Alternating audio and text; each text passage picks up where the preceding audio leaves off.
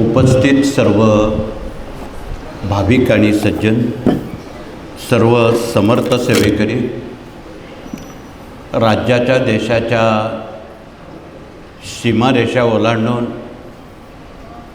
बरेच जण देशाबाहेरून सुद्धा आज या ठिकाणी प्रधान केंद्रात आलेले आहेत.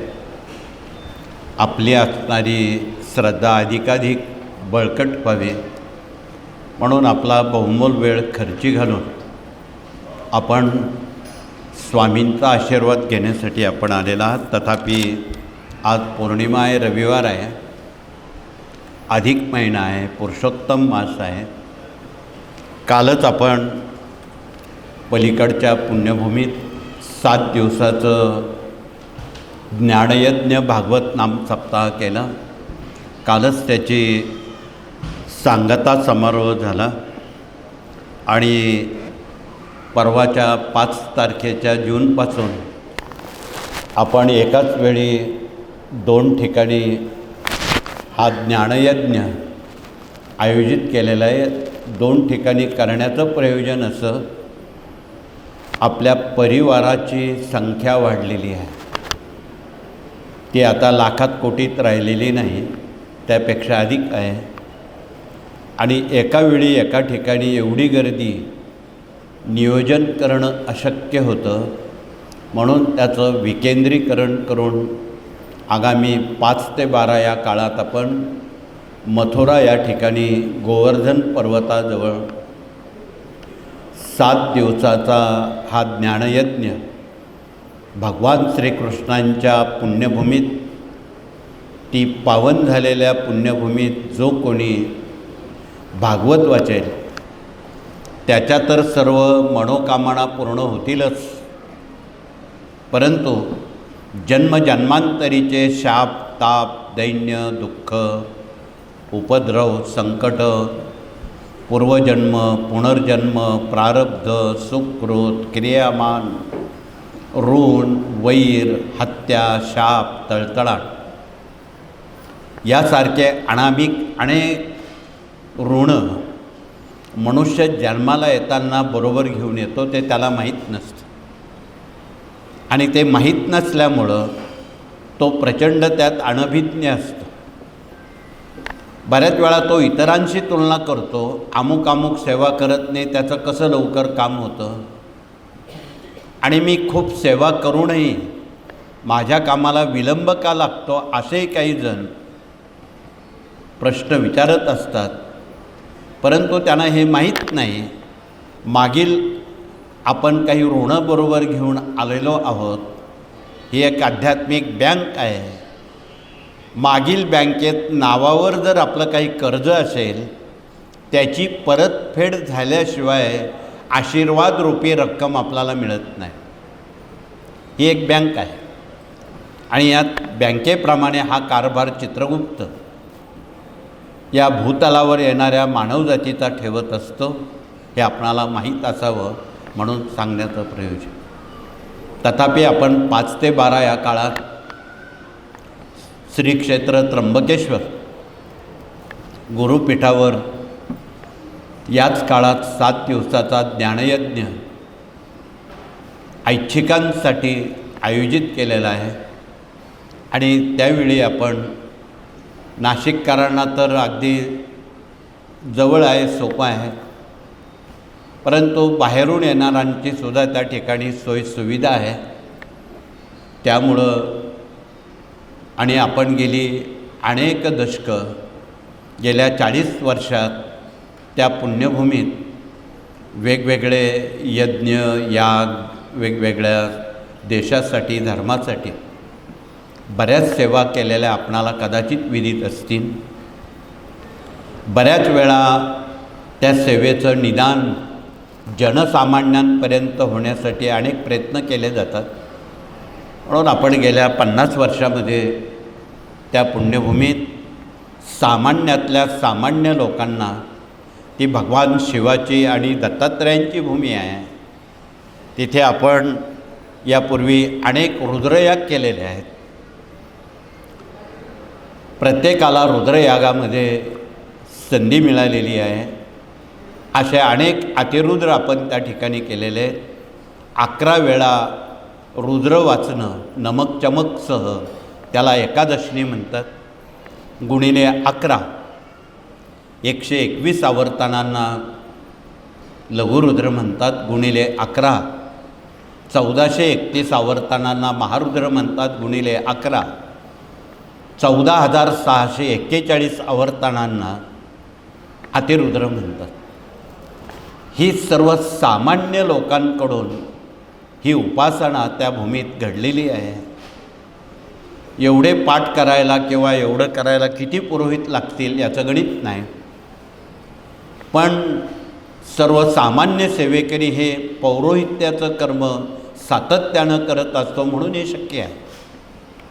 तीच अवस्था सप्तशतीच्या पाठांची आहे. देशावर येणारी संकटं टाळण्यासाठी आपण गेल्या 1.5 दशकापासून सातत्यानं या सेवेत सहभागी झालेला आहात. 27 मे 2007 रोजी आपण सप्तशृंग गडाच्या पायथ्याशी भगवतीला स्मरून 1 कोटी पाठ त्या ठिकाणी दुर्गा सप्तशती, स्वामी चरित्र आणि रुद्राची पूर्ण केलेली होती. त्या उपक्रमाला जे सज्जन, जे भाविक इथे आत्ता उपस्थित आहेत, कृपया त्यांनी हात वरती करावेत. धन्यवाद. थोडेसे हात वरती आलेले आहेत. अशा सेवा भविष्यकाळात कदाचित होत नाही, परंतु त्यावेळी सुमारे 21 लाख भगिनी आणि पुरुष प्रतिनिधींनी टाचणी पडेल तर आवाज ऐका एवढ्या शांतपणे या सेवेमध्ये आपण सहभाग घेतलेला होता हे आपणाला विदित आहे. आपण त्यावर थांबलो नाही. कोटीचंडी झाल्यावर त्याच दिवशी भगवतीसमोर विश्व, देश, राष्ट्र कल्याणासाठी, धर्मकल्याणासाठी आपण 100 कोटीची मागणी केली आणि 100 कोटी पाठ त्या ठिकाणी आपण एक संकल्प केला की या भारताची लोकसंख्या सुमारे त्यावेळी 1 कोटीच्या पुढे होती. आता ती 150 कोटीपर्यंत आलेली आहे. म्हणून या सर्वांच्या हितासाठी आपण त्यावेळी संकल्प केला की 100 कोटी पाठ श्री दुर्गा सप्तशती, श्री स्वामी चरित्र सारामृत आणि भगवान शिवाचं रुद्र उणीपुरी आज तगायत याचा हिशोब देताना आजपर्यंत 92 कोटी पाठ श्री सप्तशतीचे आपण केलेले आहेत. 92 कोटी पाठ स्वामी चरित्राचे केलेले आहेत. 92 कोटी पाठ आपण रुद्राचे केलेले आहेत. आणि आता अवघी थोडीशी सेवा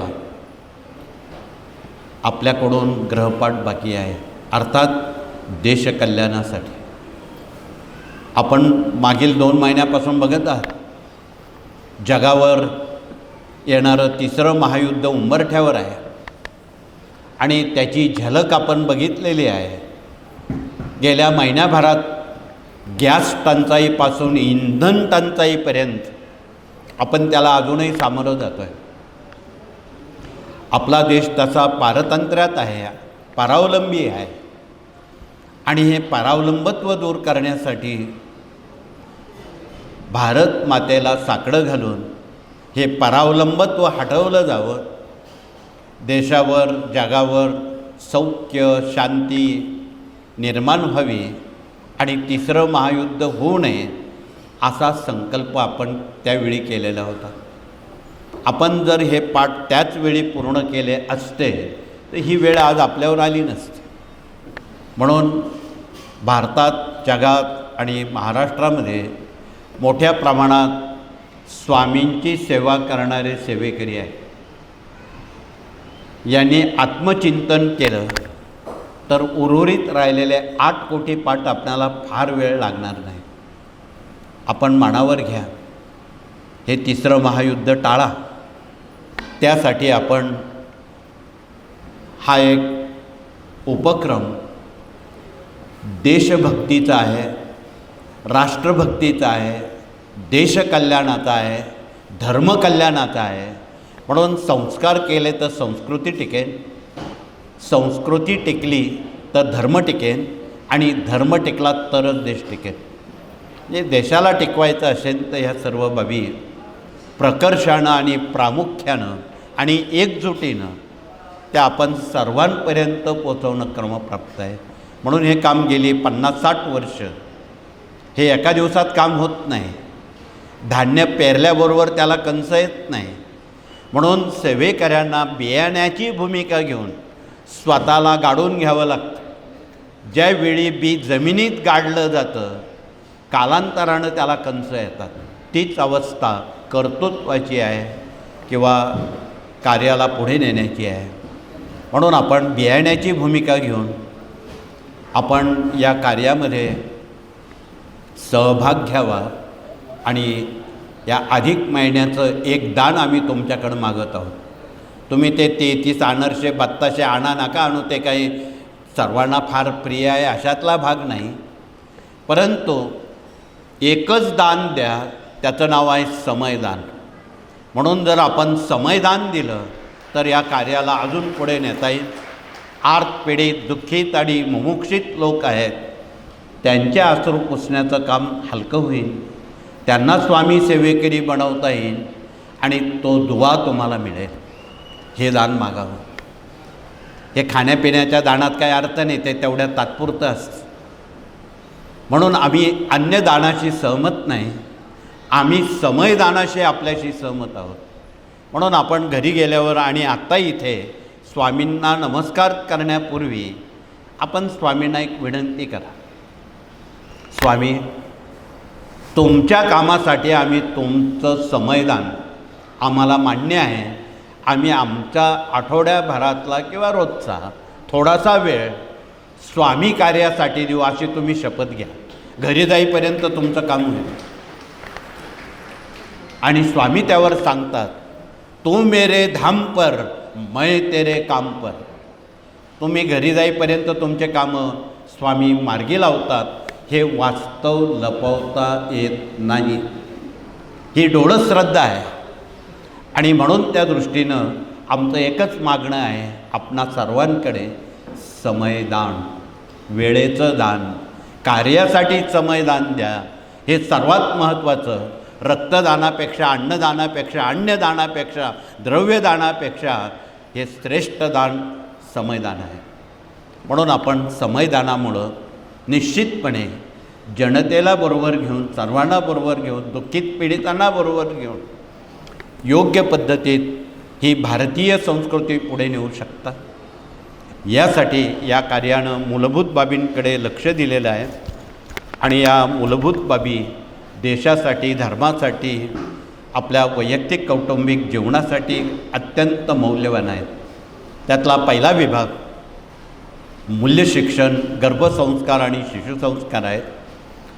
या विभागात काम करणारे गुरुजन प्रतिनिधी इथे आलेले आहेत. त्यांनी त्वरित आपला परिचय देऊन, उद्याचे दिवस आपल्या हातात नाही, उद्याचा भविष्यकाळ आपल्या हातात नाही, पण तो हातात आणण्यासाठी आणि आपलं वार्धक्य, म्हातारपण सुखात जाण्यासाठी आपल्यावर काही जबाबदाऱ्या या विभागानं दिलेल्या आहेत.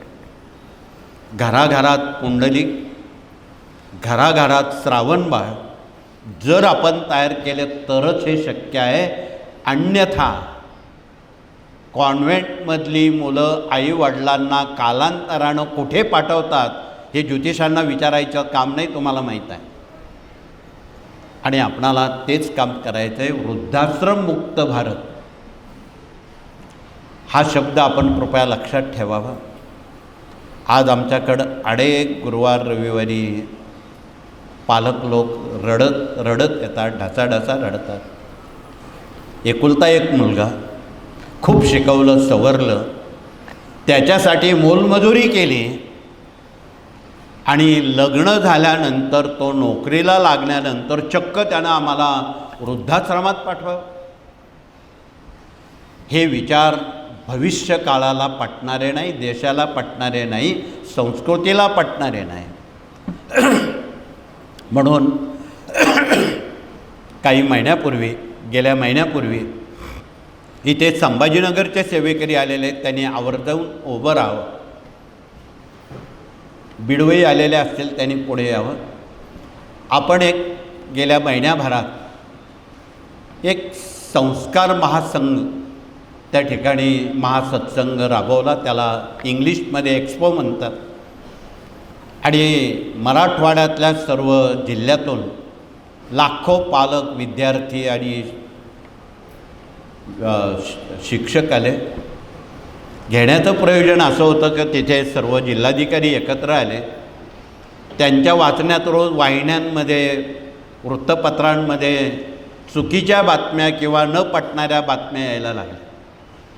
त्यावेळी संभाजीनगरमध्ये एका मुलीनं आईचा खून करावा, मुलानं बापाचा खून करावा, अशा बातम्या झळकल्या. हे सारे अलर्ट झाले, जागृत झाले. ते सारे इथे आले, दिंडोरीला आले. आपल्याला काही स्थितीत म्हणे मराठवाड्यात एक महासत्संग मेळावा आयोजित करायचा आहे, तरच पुढील पिढी जागेवर राहील. अन्यथा हा जर स्वैराचार बोकाळला त्या अरब कंट्रीत आपल्यात काहीच फरक राहणार नाही. म्हणून आम्ही ताबडतोब त्यांना तारीख दिली. आणि तसे उपक्रम जर आपण प्रति जिल्ह्यात, प्रत्येक तालुक्यात जर राबवले, घराघरात पुंडलिक, घराघरात श्रावणबाळ, आईवडिलांचं आज्ञा पाळणारे तयार होतील, हे आपल्यासमोर फार महत्त्वाचा विषय आहे आणि आपण नाकारू शकत नाही. म्हणून आपणाला कळकळीचं निवेदन आहे की आपण या कामी समाजात जेवढे आमचे शिक्षक, गुरुजन सेवेत आणि सेवानिवृत्त आहेत त्यांच्याकडे हक्कानं, आवडीनं हे काम आपण सोपवा. आठवड्यातला काही वेळ मुलांसाठी दिला तरच ही पिढी घडेल. कदाचित एखादा 1-2% मुलांना कमी मार्क्स मिळाले तरी चालतील, नवे आमचं म्हणणे नापास झाले तरी चालतील, पण ते व्यसनाधीन स्वैराचारी होता कामा नये. हा फार मोठा धोका आहे. म्हणून त्यासाठी हा सर्व खटाटोप.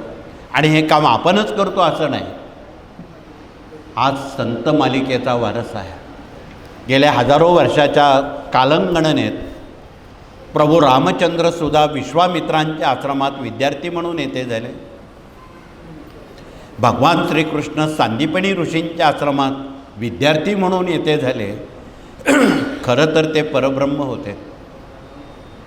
त्यांना ऋषीमुनींकडे जायची जरूर नव्हती, परंतु त्यांनी आपलं देवत्व बाजूला ठेवलं आणि सामान्य माणसाप्रमाणे ते वाटचाल करायला लागले. तीच अवस्था आमच्या संत मालिकेची. गेल्या 700-800 वर्षामध्ये देशावर पारतंत्र्य असताना भारतीय संस्कृती मांजराच्या पिलासारखी त्यांनी जतन केली, जिवंत ठेवली. चोरून लपून वाड्या बसती घडी पालकांकडे ही मंडळी जायची. त्यात आमचे तुकाराम महाराज मागे नाहीत, रामदास स्वामी मागे नाहीत, एकनाथ महाराज मागे नाहीत, किंवा कुठलेही संत मालिका एवढी नावं घेणं अवघड आहेत, कुठलाच संत मागे नाही. त्यामध्ये त्यांनी रामदास स्वामींसारख्या संतश्रेष्ठांनी प्रत्यक्ष पालकांना जाऊन भेटले. का हो, तुमची मुलं आम्हाला द्याल काय? आम्हाला जरा त्यांना घडवायचं आहे, आम्हाला त्यांना जरा शिकवायचं आहे, तुमची मुलं आम्हाला द्याल काय? आम्ही कानावर हात ठेवले. आम्ही त्यांना मुलं दिली नाही. न जाणो आमची मुलं यांनी जर हिमालयात नेली, आम्हाला सांभाळायचं कोण आहे? या भीतीपोटी आम्ही त्यांना मुलं दिली नाही. व्हायचा तो परिणाम झाला. गेल्या शतकापूर्वी एक तरुण तडफदार तत्ववेता विवेकानंदासारखा उठला आणि त्यानं देशाला एक आव्हान केलं. जर मला 100 तरुण मुलं मिळाली, हा देश मी आर्य बनवून दाखवीन. परंतु त्या पेहरावावर यांना वाटलं हे पण हिमालयात जाणारे माणसं आहेत, आमची मुलं हिमालयात नेले तर आम्हाला सांभाळायचं कोणी? आम्ही त्यांना मुलं दिली नाही. विनोदाचा भाग आहे. चुकून जर आमच्या उभ्या असणाऱ्या गुरुजनांनी तुम्हा सर्वांना विचारलं, का हो तुमची मुलं आम्हाला द्याल काय? तुम्ही म्हणाल ही घेऊन जा, पाहिजे असल्यास आणखी देतो, मुलांना आम्ही कंटाळलेलो आहोत. पण मुलं ही कंटाळण्याची बाब नाही, ती देशाची खरी संपत्ती आहे. म्हणून तुम्ही भगिनी किंवा पुरुष प्रतिनिधी एकमेकाशी संवाद साधताना पहिलं काय विचारता? का हो तुम्हाला मुलं बाळं किती आहेत? तुम्ही असं का विचारत नाही? तुमच्याजवळ संपत्ती, सोनं नाणं, ऐश्वर, गाड्या घोड्या किती आहेत, याशी जनतेला काही घेणं नाही. ही माणुसकीची संस्कृती पुढे नेण्यासाठी हा वारसा संस्काराचा आपणाला या विभागातून जनसामान्यांपर्यंत पोचवायचा आहे. म्हणून आम्ही आपणाकडे समयदान मागत आहोत, दुसरं काही दान मागत नाही. आणि आपणाला निश्चित पटेल की या समयदानातून पुढची पिढी जर घडत असेल, ते जर पुंडलिक होत असतील, ते जर श्रावणबाळ होत असतील, तर त्यात आपण काटकसर का करावी? म्हणून उभे असणारे हे गुरुजन प्रतिनिधी, आगामी उद्यापासून जून महिना सुरू होतो, शाळा सुरू होती.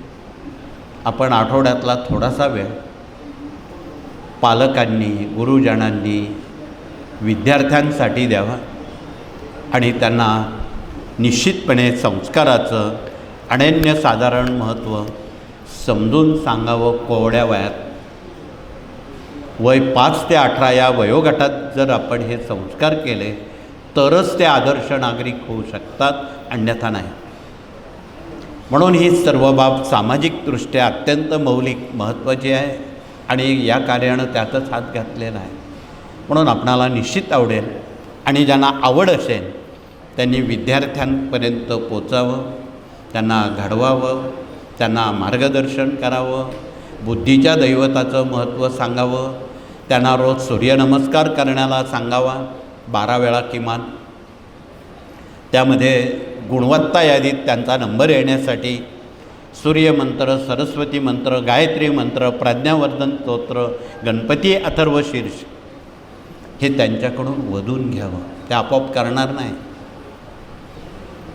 आपणाला त्यात मेहनत घ्यावी लागेल. आणि तुम्ही क्लासला किंवा हॉस्टेलला जर टाकलं ते भाडोत्री माणसं हे काही संस्कार शिकवणार नाहीत, ते तुम्हालाच करावं लागेल. म्हणून आपल्या मुलांची काळजी आपणच घ्या. हॉस्टेल बोर्डिंगवर काही उपयोग नाही, तिथे कुठलेही संस्कार ही भाडोत्री माणसं त्यांच्या अंतःकरणावर करणार नाही, ती पाट्या टाकणारी माणसं आहे असं म्हणायला अतिशयोक्ती नाही. म्हणून आपणाला अत्यंत नम्रपणे कळकळीनं या विभागाबद्दल खूप बोलता येईल, परंतु वेळेची बंधनं आहेत. तर दुसरा विभाग या ठिकाणी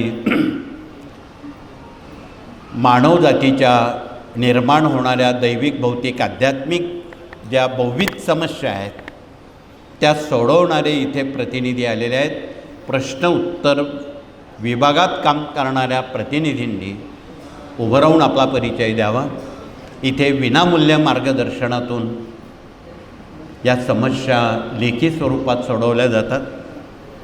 आपण मागताना एक प्रश्नपत्रिका मागावी, ते रकाने भरून थोडक्यात आपल्या वैयक्तिक, कौटुंबिक, आध्यात्मिक समस्या मांडाव्यात तोंडी न बोलता. त्या समस्या पेपर आमच्यापर्यंत येतात आणि त्या पेपरवर लेखी स्वरूपात त्या समस्येची उत्तरं दिली जातात. त्यामुळं कामही वेगानं होतं आणि किती माणसं आली प्रश्न विचारणारी तरी त्यांचं उत्तर त्यांना लेखी स्वरूपात हातात मिळतं. मराठीत एक म्हण आहे, सौ बका. तुम्ही अशी बडबड किती केली त्याचा काही उपयोग नाही, परंतु एक लिखाणाला महत्त्व आहे. म्हणून आपण कळकळीनं या विभागाशी संवाद संपर्क करावा आणि आपला वेळ वाचून समस्यामुक्त, चिंतामुक्त जीवन जगण्याला स्वामींचा आशीर्वाद आपण त्यातून मागावा, हे कळकळीचं आवाहन. तर पुढचा विभाग, इथे विवाह मंडळ आलेलं आहे प्रतिनिधिक स्वरूपात. त्यांनी आपला परिचय देऊन आज सर्वात जास्त चिंता पालकांसमोर मुलामुलींच्या विवाहाची आहे. त्यातही मुलींपेक्षा मुलांच्या विवाहाची चिंता जास्त आहे.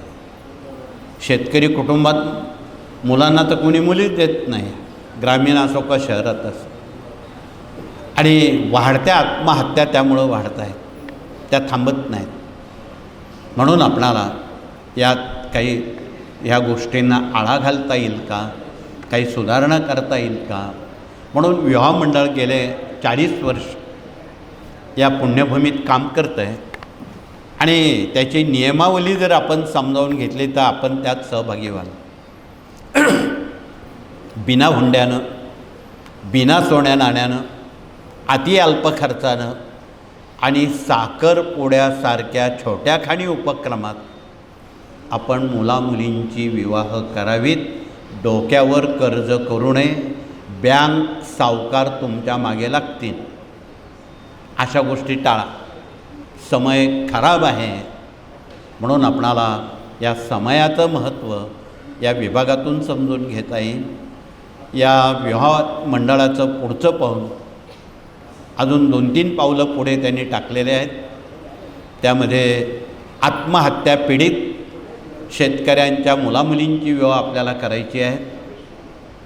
देशाचं संरक्षण करणारे शहीद जवान, त्यांच्या मुलामुलींची लग्न सरकार करणार नाही, ती आपल्याला करायची आहे. एवढंच नाही, संतश्रेष्ठ तुकाराम महाराजांनी जे का रंजले गांजले त्याशी म्हणे जो आपुले, या देशामध्ये खूप मोठ्या प्रमाणात रंजलेली गांजलेली दुःखित पिढी माणसं आहेत. आपणाला कदाचित माहीत आहे की नाही माहीत नाही, पण इथे त्यांना द्वारं खुली आहे. इथे येऊन ते लोक ढासाढसा रडतात. त्यात काही विकलांग आहे, काही दिव्यांग आहे. त्यांनाही विवाह मंडळानं योग्य जोडीदार शोधून देण्याचं पुण्याचं काम त्यांनी हाती घेतलेलं आहे. आणि गेल्या 2 महिन्यापूर्वी नाशिक जिल्ह्याचा आम्ही सर्वे केला, त्यामध्ये आमच्या हाती 1130 दिव्यांग मिळाले.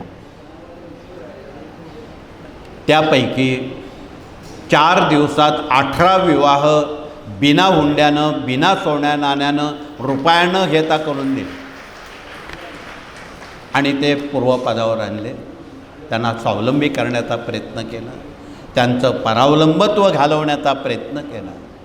म्हणून आपणाला इथे आज अनेक पालक आपल्या मुलामुलींच्या विवाहाची इच्छा धरून आलेले आहेत.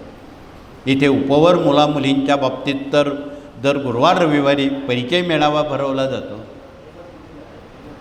त्याचा आपण लाभ घ्यावा.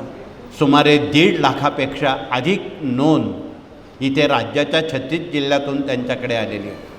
कुठलाही जिल्हा सांगा तुम्ही, चंद्रपूरपासून तर कोल्हापूरपर्यंत, बांद्यापासून चांद्यापर्यंत राज्याच्या 36 जिल्ह्यात किती वर आहेत ती सारी जंत्री आमच्या विवाह मंडळानं प्राप्त केलेली आहे. म्हणून आपलं एक काम सोपं झालेलं आहे, फक्त आपण समयदान द्या. पुन्हा आपण त्याच मुद्द्यावर येतो. काही माणसं अगदी घोड्यावर राहतात, लगेच इथं जसा मुलगा तयारच आहे आणि लगेच लग्न लावायचं, असं नाही. त्यासाठी समयदान हा महत्त्वाचा मुद्दा आहे. पण मुलांचं लग्न करताना तथा मुलींचं लग्न करताना हुंडा भांडा, अनावश्यक गोष्टी, अनावश्यक चालीरीती आपण बंद करा. रुसवे फुगवे, मान सन्मान अपमान बंद करा, तर तुम्ही सुखी व्हाल, अन्यथा नाही. अनेक श्रीमंत लोक करोडो रुपये मुलांच्या मुलींच्या लग्नासाठी खर्ची घालतात. निष्पन्न काय आहे? परंतु आमच्या मते इथे आज खूप श्रीमंत लोक येऊन बसलेले आहेत. दुसऱ्या अर्थात इथे बसणारे सारे श्रीमंत लोक आलेले आहेत. त्यात भगिनी आहेत, पुरुष आहेत. श्रीमंत या अर्थानं आहेत. आणि श्रीमंत कुणाला म्हणावं? ज्याला रात्री डोकं टेकल्यावर 5-6 घंटे झोप येते, तो खरा श्रीमंत आहे. अन्य जे तुम्ही श्रीमंत म्हणता मोठ्या यादीतले, जगातले, झोपेच्या गोळ्या खाऊनही 3-3 वाजेपर्यंत त्यांना झोपा येत नाही, ते श्रीमंत नाही. अर्थ कसा लावायचा तो आपण बघा. म्हणून आपणाला कळकळीचं निवेदन आहे की आपण विवाह मंडळात या गोष्टीस धरून आपण काम करावं. हुंडा बिंडा मागू नका. फुकटचं कुठली गोष्ट आपणाला पुरत नाही तर ती काय पुरणार आहे? म्हणून त्या दृष्टीनं आपण विवाहाच्या बाबतीत अंतिम निर्णय आमचा असा आहे की गेल्या 70 वर्षात या कार्यातून जेवढी सेवेकऱ्यांच्या मुलामुलींची विवाह झाली, आज तागायत एकही घटस्फोट फारकती झालेल्या नाही. म्हणून आपणाला निवेदन आहे की आपलं जीवित सुखी करायचं असेल तर आपणाला या पद्धतीनंच वाटचाल करावी लागेल. तुमची हौस मौस त्या सगळ्या गोष्टी बाजूला ठेवा. महात्मा गांधींच्या बाबतीत बोलायचं झालं तर भारताचे पहिले बॅरिस्टर म्हणून ज्यावेळी ते भारतात आले इंग्लंडहून, तो कोट सूट बूट घालून देशाचा फेरफटका मारताना देशातल्या गरिबीवर अक्षरशः त्यांच्या डोळ्यातून अश्रू आले, हळहळले. मी हा कोट सूट बूट घालून काय करणार? त्या मिनिटाला त्यांनी तो कोट बूट सूट फेकून दिला, पंचा घालून एक भीष्म प्रतिज्ञा केली, जोपर्यंत माझे देशवासीय अंगभर वस्त्र घालत नाही, पोटाला अन्न मिळत नाही, तोपर्यंत मी एकभुक्त राहीन आणि पंचा नेसेन, अशी भीष्म प्रतिज्ञा महात्मा गांधींनी केलेली होती. म्हणून ते महासमाज सुधारक होते, एक संतसुद्धा होते. त्यांच्याबद्दल किती बोललं तेवढं अपूर्ण आहे. म्हणून आपण थोडीशी त्यागाची भूमिका घेऊन जे का रंजले गांजले या उक्तीप्रमाणे आपण जनतेच्या गोरगरीब जनतेची सेवा करण्याची आपणाला एक नामी संधी या कार्यानं सेवेकऱ्यांच्या ग्राम अभियानातून उपलब्ध करून दिलेले. तर पुढचा विभाग या ठिकाणी कृषी प्रतिनिधी आलेले आहेत. त्यांनीसुद्धा परिचय करून सर्वात कठीण आणि अवघड दिवस शेतकऱ्यांच्या माथी आलेले. इंधन तुटवडा झाला तर शेतकऱ्यांनाच बुडलं. शेती करण्यालासुद्धा इंधन नाही मिळालं तर शेती बंद करायची. एवढं पेकूनही कुठल्याही शेतकऱ्याला शेतीमालाला भाव नाही. आज तो हातबल झालेला आहे. सरकारही त्याच्या मागे लागलं आहे, निसर्गही त्याच्या मागे लागला आहे आणि त्याचं आज मरण होतं आहे. म्हणून तो आत्महत्या करतो आहे. म्हणून या कार्यानं गेल्या 40 वर्षात सुमारे 1000पेक्षा अधिक कृषी मेळावे घेऊन भांबावलेल्या मनांना धीर देऊन आत्महत्या करणाऱ्या शेतकऱ्यांना थांबवण्याचं थोपवण्याचं काम या मेळाव्यातून आमचे प्रतिनिधी आजही करत आहेत. त्याचं मनोबल वाढवणं, धीर देणं, आत्महत्या हे त्याचं उत्तर नाही. म्हणून आपणाला कळकळीचं निवेदन आहे की कृषीबाबत आपणाला ठोस निर्णय घ्यावे लागतील. भारत सरकारला आपणाला एक असंही भांडण करावं लागेल की जोपर्यंत कृषीला दर्जा मिळत नाही उद्योगाचा, शेतीला जर उद्योगाचा दर्जा दिला तर कदाचित यात खूप मोठं परिवर्तन होईल. सगळ्या कंपन्यांना विमा दिला जातो किंवा दर्जा दिला जातो. दुर्दैवानं गेल्या शेकडो वर्षात शेतकऱ्यांना कुठलाही शेतीला उद्योगाचा दर्जा सरकारनं कोणत्याच दिलेला नाही. आधीच्या आहे नाही, आत्ताच्या आहे नाही. जे आहे ते स्पष्ट सांगितलेलं योग्य आहे. म्हणून शेतकऱ्यांनी संघटित होणं आणि संघटित मालाची स्वतः विक्री करणं, बचत गट निर्माण करणं काळाची गरज आहे. स्वतःचा माल स्वतःच विका. मध्यस्थांजवळ ते दुप्पट चौपट भावाने विकतात हे आपणाला माहीत आहे.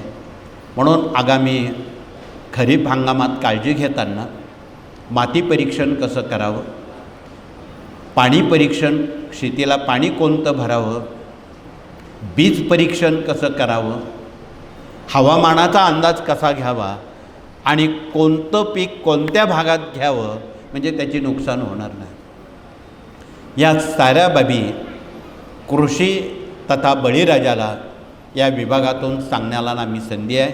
पुढचा विभाग या ठिकाणी डॉक्टर लोक आलेले आहेत. इथे प्रति गुरुवार रविवारी कमीत कमी 100 रुग्ण तरी दिवसभरात कॅन्सरचे येतात बघा. आत्ताही काही बरेच आलेले आहेत. त्यांच्यासाठी एक नवसंजीवनी डॉक्टर घेऊन आलेले आहेत. कसाही कॅन्सर 4थ्या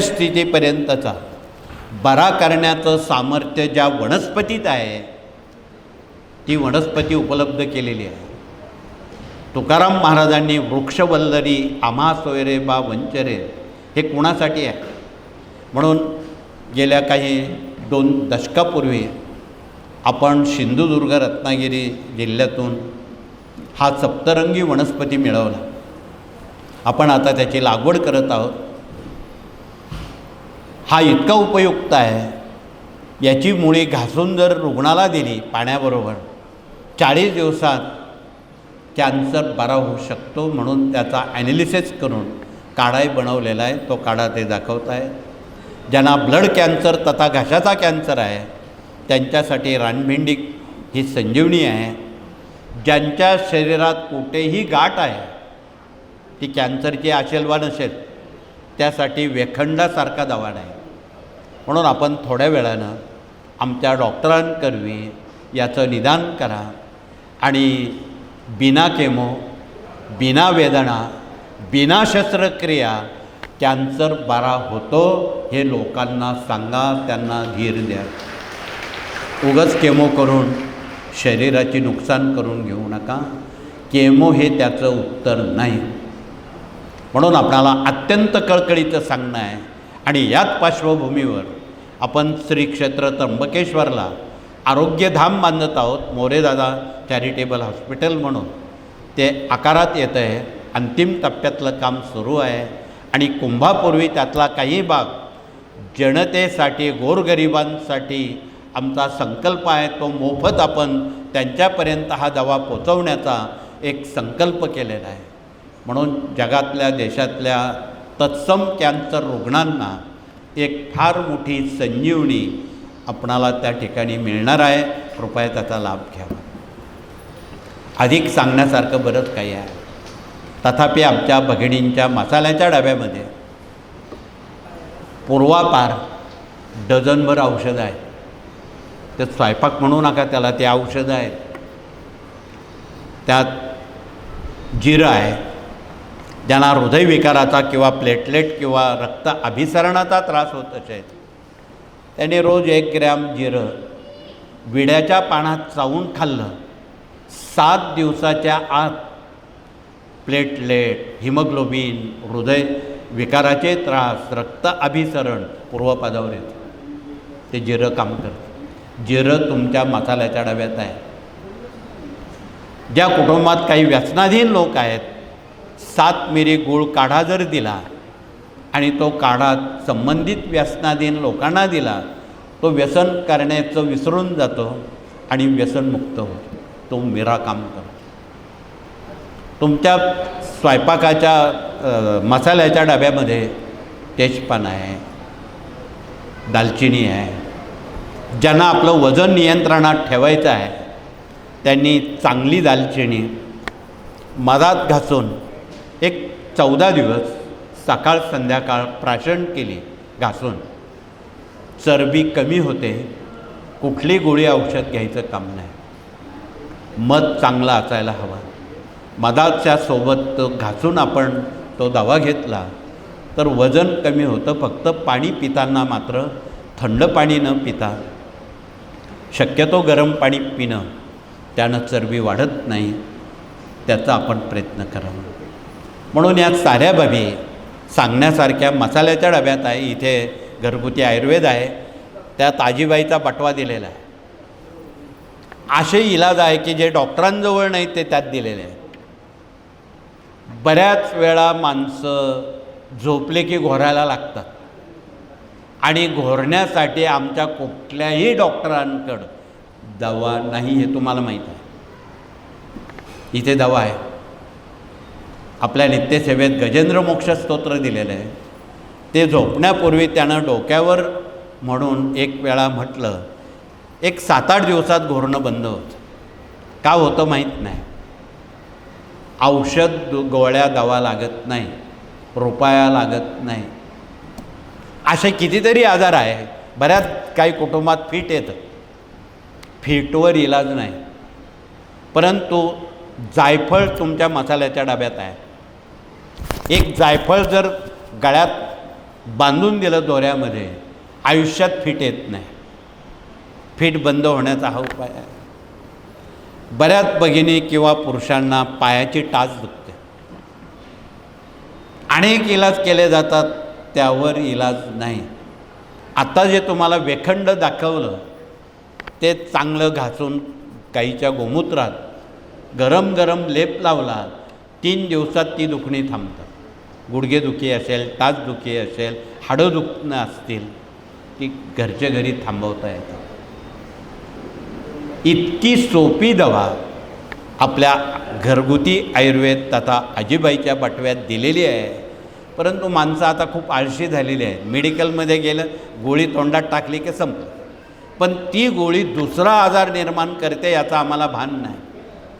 म्हणून आपणाला कळकळीचं निवेदन आहे की आपण पुन्हा एकदा आयुर्वेदाचं पुनरुज्जीवन केलं तर आपणाला खरं काय आहे त्या गोष्टी कळतील. तपशील न बोलता पुढचा विभाग या ठिकाणी आमचे वास्तुतज्ञ प्रतिनिधी आलेले आहेत.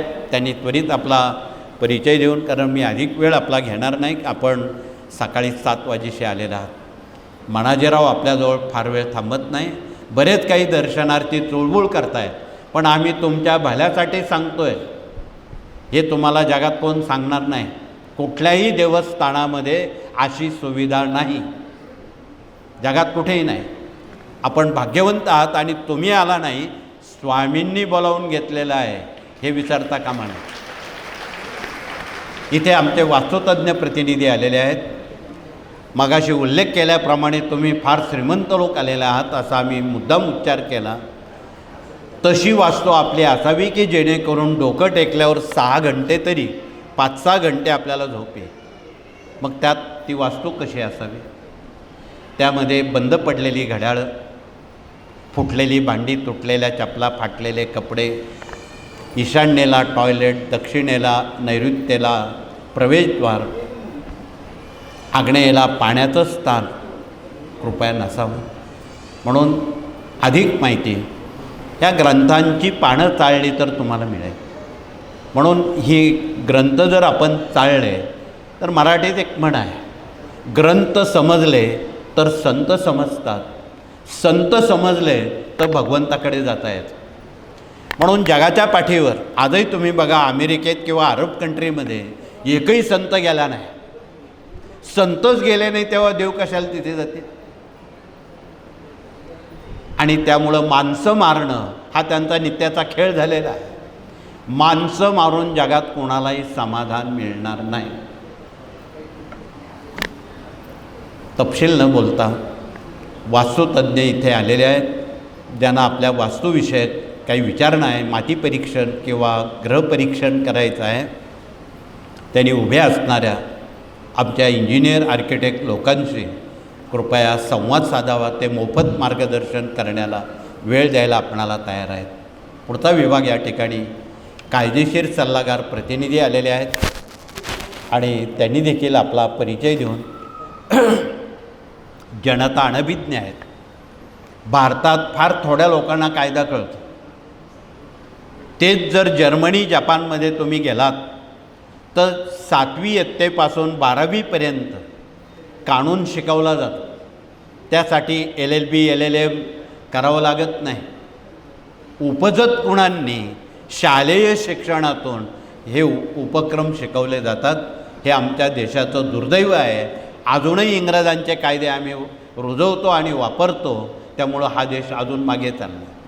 तपशील न बोलतो पूजनीय टिळकांनी गीता रहस्य यासाठीच लिहिला.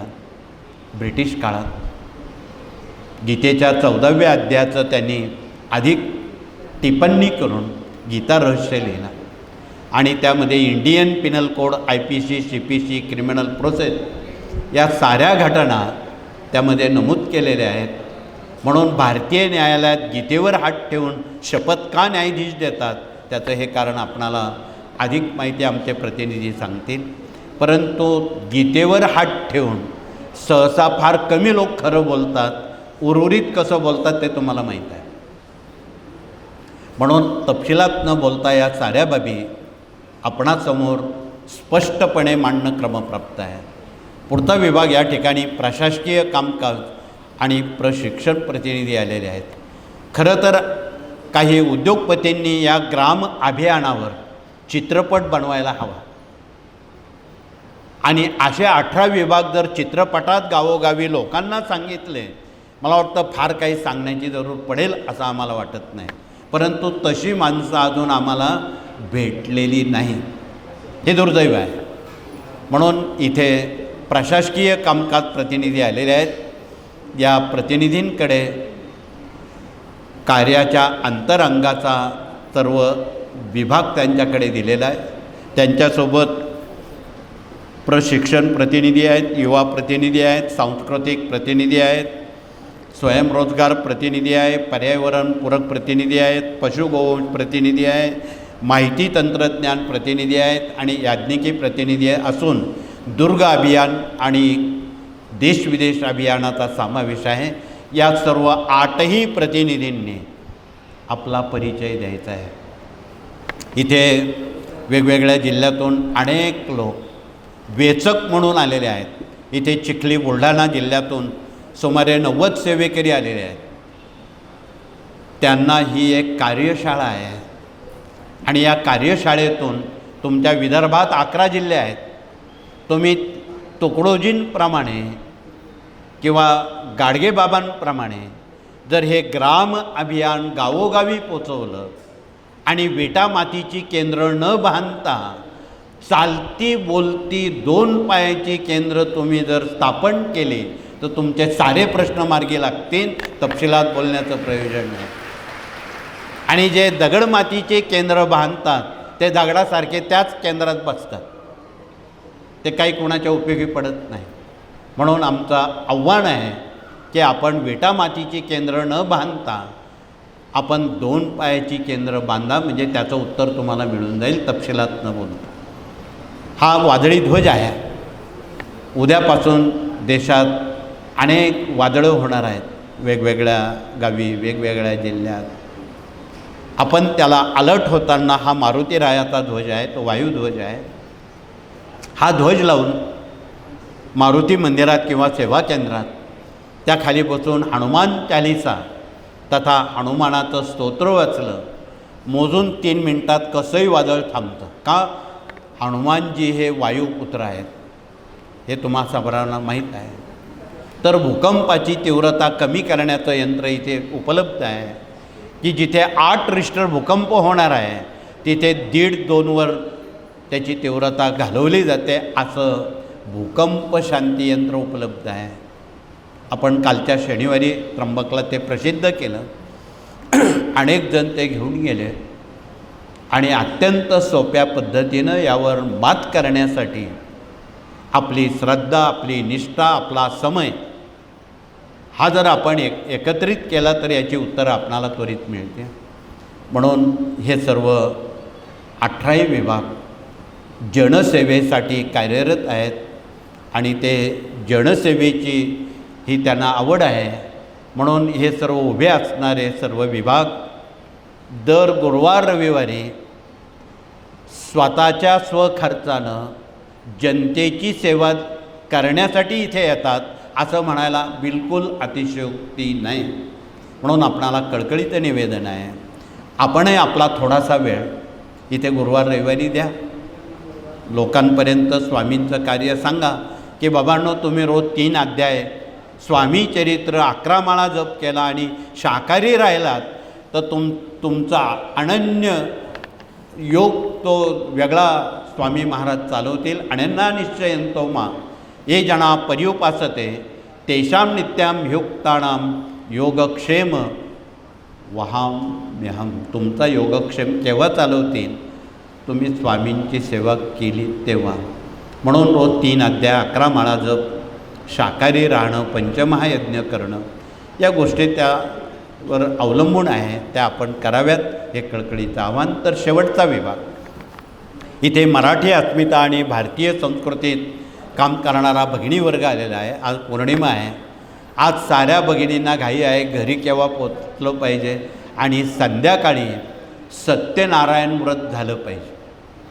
याला मराठी अस्मिता म्हणतात. आज अनेक भगिनी 2 प्रश्न घेऊन आलेले आहेत. एक, घरातली व्यसनाधीनता 2 डोक्यावर वाढणारं कर्ज. हे मोठ्या प्रमाणात 2 प्रश्न आहेत. याची उत्तरं उभ्या असणाऱ्या भगिनी प्रात्यक्षिकरित्या आपणाला शिकवणार आहेत दिवसभरासाठी. शंकराच्या पिंडीवर केलेला पाण्याचा अभिषेक रुद्र वाचून ते तीर्थ जर व्यसनाधीन लोकांना दिलं, हट्टी तापट यांना दिलं, 40 दिवसात ते शाकाहारी निर्व्यसनी होतात. हे घरच्या घरी करायचं आहे, रुपया लागत नाही. फक्त त्यासाठी तुम्ही समयदान द्यायचं आहे. तर डोक्यावर वाढणारं कर्ज ते खाली आणण्यासाठी तथा कर्जमुक्त होण्यासाठी आमच्या साऱ्या भगिनी प्रतिपौर्णिमेला अनेक दशकं एक वाटीभर शिऱ्याचा प्रसाद बनवतात. ही मराठी 5 अध्यायाची पोथी वाचतात. हे श्रीयंत्र आहे त्याची पूजा करतात. त्यावर कमळगड्ड्याची माळ ठेवतात आणि झकासपैकी त्याचं वाचन करून सत्यनारायण करून आरती करतात. सत्यनारायण झाला.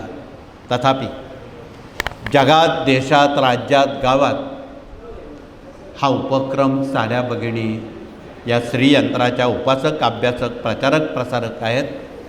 अन्य भगिनी ज्या दर पौर्णिमेला सत्यनारायण करतात त्यांनी कृपया हात वरती करावेत.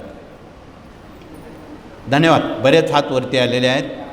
परंतु ज्यांचे हात वरती नाहीत त्यांना जर तुम्ही सांगितलं त्यांचंही कल्याण होईल. म्हणून तुम्ही त्यांनाही सांगा. हे कळकळीचं आवाहन. अधिक वेळ मी आपला घेणार नाहीत. मनाजीराव फार वेळ आपल्या जागेवर राहत नाही. हे मानसशास्त्र आम्हालाही कळतं, परंतु सांगणं क्रमप्राप्त आहे. म्हणून वेळेला विराम करून या अधिक महिन्याचं अनन्यसाधारण महत्त्व आपण थोडक्यात समजून घेणार आहात. या काळात आपण श्रीमद भागवत ग्रंथाचं वाचन करावं.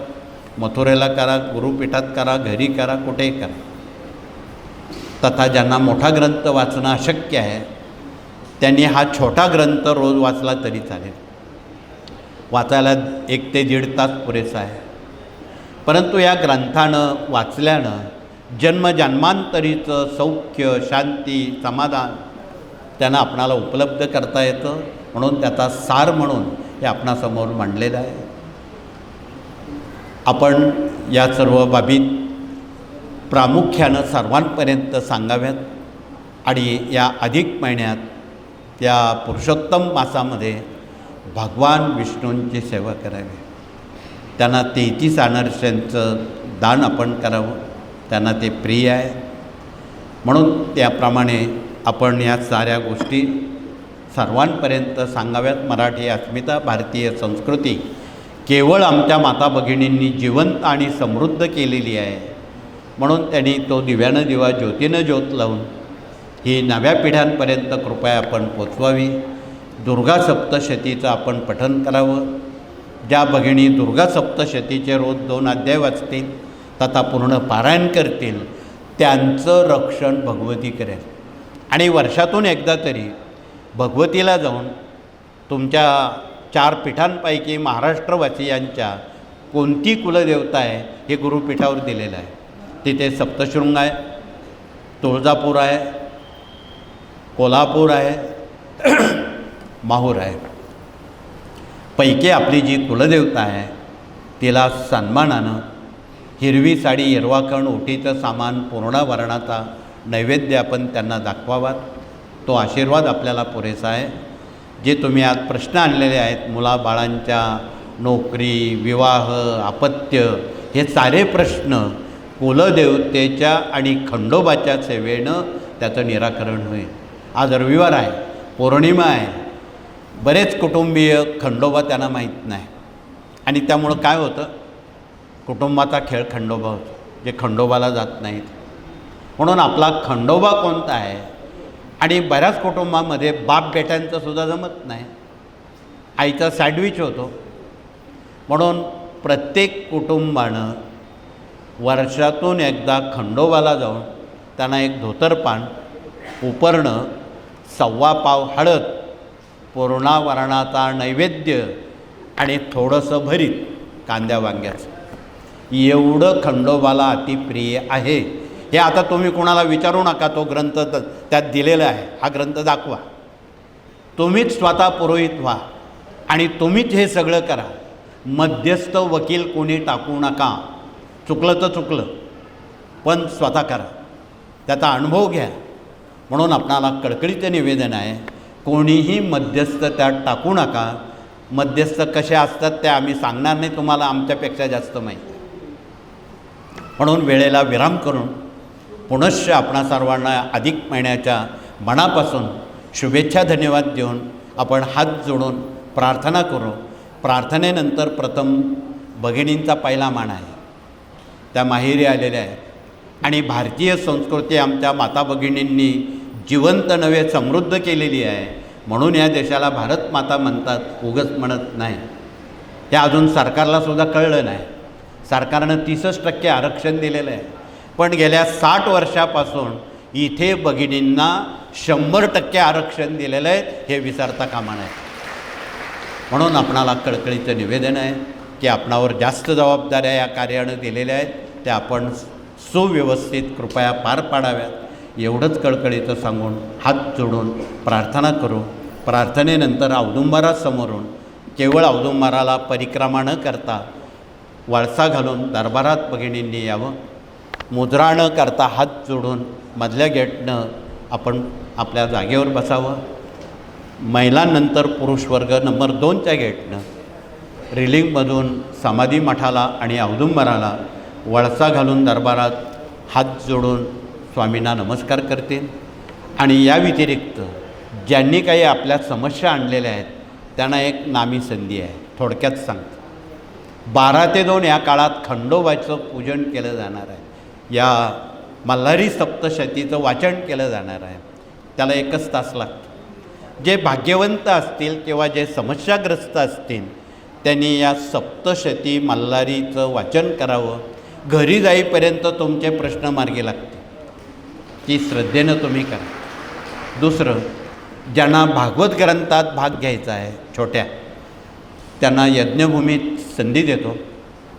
त्यांनी या पवित्र पौर्णिमेच्या अधिक महिन्याचा आनंद त्यांनी यज्ञभूमीत लुटावा. घरी जाईपर्यंत त्यांना त्याची अनुभूती येईल. म्हणून सक्ती नाही, आवड असेल तर बसा आणि अनुभूती घ्या. एवढंच सांगून आपण हात जोडून प्रार्थना करू आणि हे सत्र या ठिकाणी थांबू. श्री स्वामी समर्थ.